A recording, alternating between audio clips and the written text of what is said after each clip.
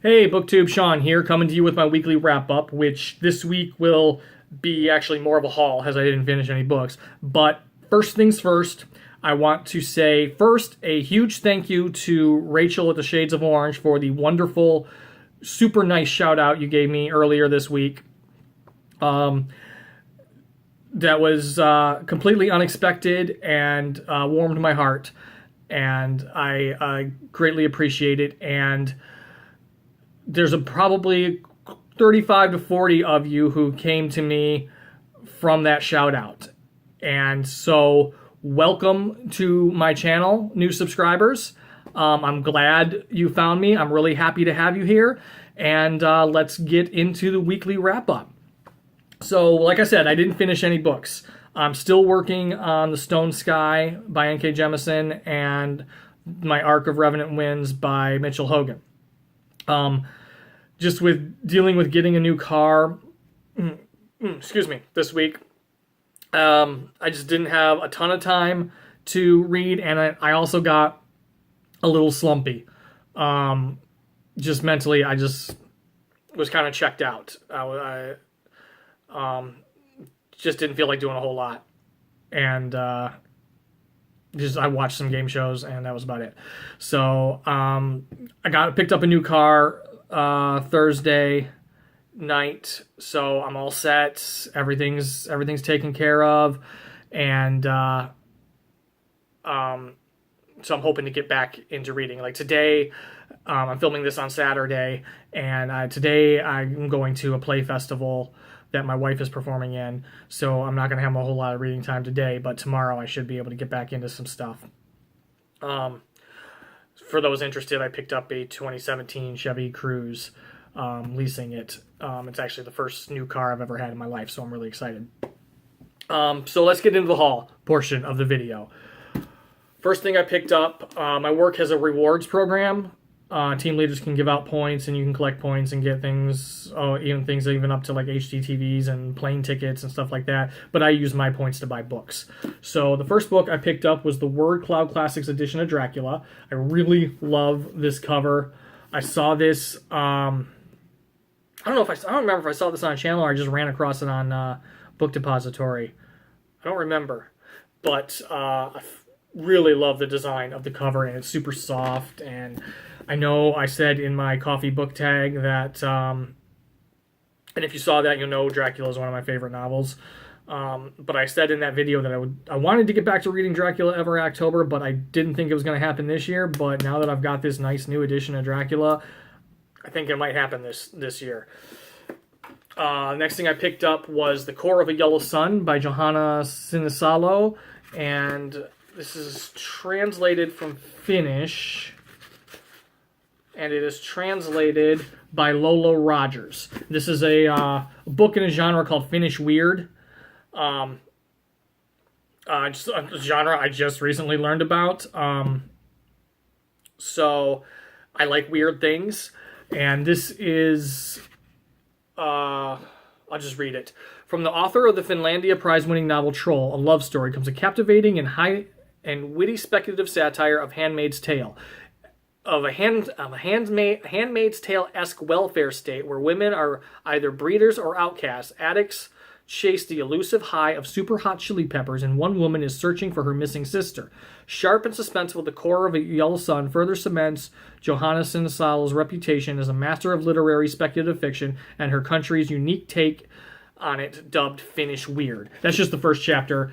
I'm not going to read the whole thing, but that was enough to get me interested because I like weird things.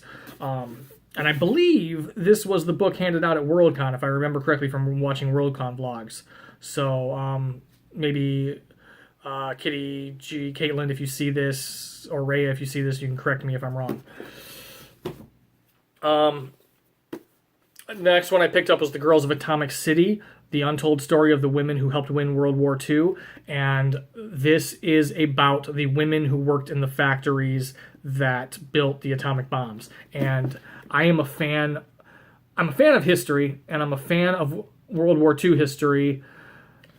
But mostly I'm a fan of World War II history that doesn't get talked about a lot, that doesn't get written about a lot. The backstories, the especially the women who worked in the factories.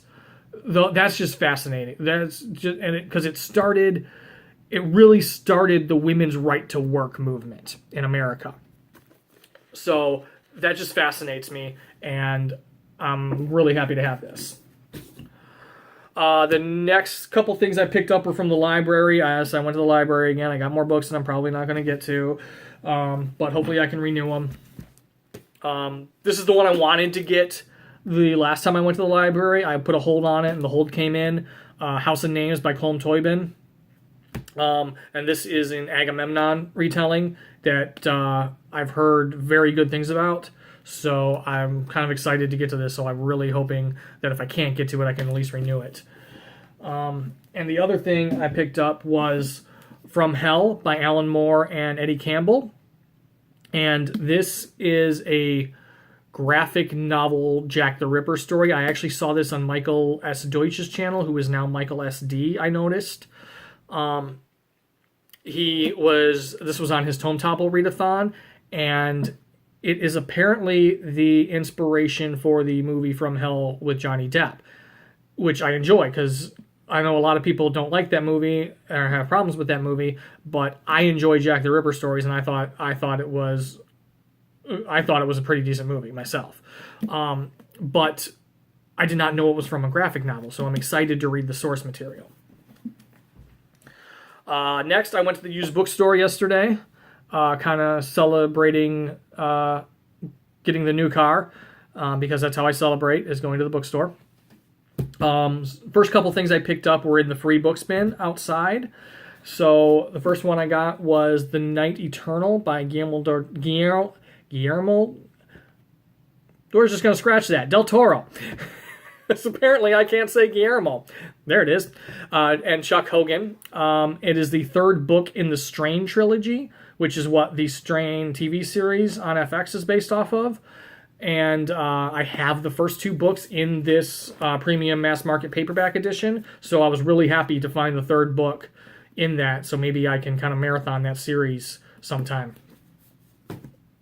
And the next thing that was in the free bin was the collected plays of Edward Albee. Edward Albee is a famous American playwright, and his most famous work probably is Who's Afraid of Virginia Woolf. So this is going to be a nice addition to my wife and I's play collection. Next things are the ones that I bought. I actually had to pay money for, but not a lot because it was a used bookstore and I was very selective. First thing I picked up is Cherie Priest's Boneshaker. This is a steampunk zombie novel, basically.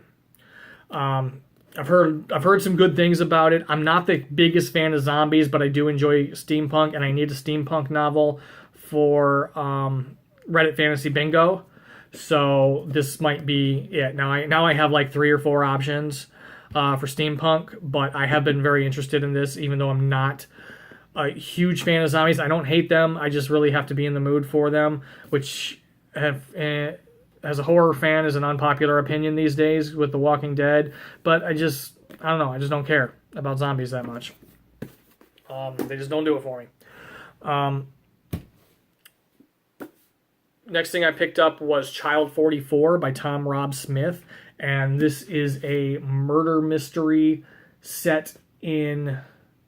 This is a mystery thriller set in Soviet Russia under Stalin's rule still. I'll just read the back real quick because it's short. Stalin's Soviet Union is an unofficial paradise where citizens live free from crime and fear only one thing, the all-powerful state. Defending this system is idealistic security officer Leo Demidov, a war hero who believes in the iron fist of the law. But when a murderer kills at will and Leo dares to investigate, the state's obedient servant finds himself demoted and exiled. Now, with only his wife at his side, Leo must fight to uncover shocking truths about a killer and a country where crime doesn't exist. But that's the first part of a trilogy, and I saw this on, I don't remember what channel I saw it on, I apologize, but I heard good things about it. I know a movie was made of it, and when I heard about it on whoever's channel I heard it on, it really sounded interesting to me. Next, I picked up The 100-Year-Old Man Who Climbed Out the Window and Disappeared. This is a story about a man on his 100th birthday at the old folks' home, and I use that term because it's the term they use, who decides he wants a little bit more control over his life, and he's still in relatively good health, so he decides to escape the old folks' home, and this is about his life story, he was part of some of the most important events of the 20th century, and his adventure after he escapes the old folks' home. And I really enjoy stories about senior citizens who go on grand adventures. I was a big fan of and it's a series I need to get back to because I only read the first couple books in it, but the Unexpected Mrs. Pollifax mystery series about a senior citizen who gets recruited by an intelligence agency to do a mission. That's the first book, and then the subsequent books are her continued work with the intelligence agency and the adventures and missions she goes on. And I just thought it was delightful and heartwarming and even suspenseful at times, and it really made me a fan of stories about senior citizens going on grand adventures. And the last book I picked up was Fredrick Backman's My Grandmother Asked Me to Tell You She's Sorry. And this is by the man who wrote A Man Called Ove, which A Man Called Ove is actually his debut novel. I did not know that. I heard so much about it recently that I thought it was his new novel, and it's not. It was his debut novel. And this sounds like it might be his second novel. I'm not sure, though. But this is about a girl whose best friend is her crazy grandmother, and when her grandmother dies, she finds that her grandmother has written a bunch of letters to people she's wronged in her past, and the girl now goes on an adventure to deliver these letters to the people her grandmother wrote them to. Sounds like a really, really nice story. And I've been wanting to read some Fredrick Backman. I've actually been wanting to read A Man Called Ove, but I just haven't been able to get my hands on it. And that's all the books I picked up. Like I said, this week coming up, I'm going to be focusing mostly on getting Stone Sky finished and getting arcs finished, Arc for Revenant Winds. And then once I get done with that, I got to get into an arc for Golden House by Salman Rushdie, because both those books actually come out on the same day. But there's the publisher didn't specify any date to have the review for Golden House up by. So if that one's a little late after release date, that's not a big deal. So I'm mostly going to be focusing on Revenant Winds because Mitchell Hogan does want that up on release day. And then I've got a buddy read of The Blade Itself by Joe Abercrombie coming up with Julie from A Girl in a Book and Rachel at The Shades of Orange.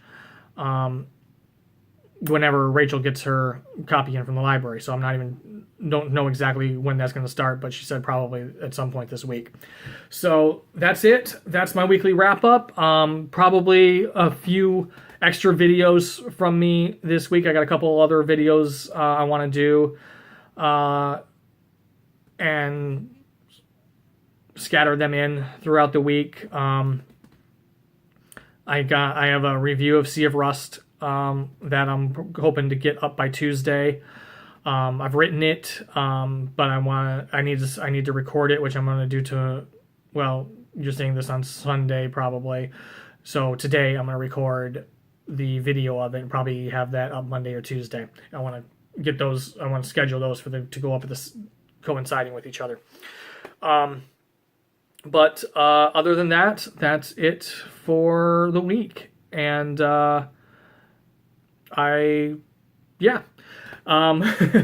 thank you to everybody who has subscribed to me, especially new subscribers who found me through Rachel's wonderful shout out. I'm happy to have you, and I wish you all good reading. I'll see you in my next video.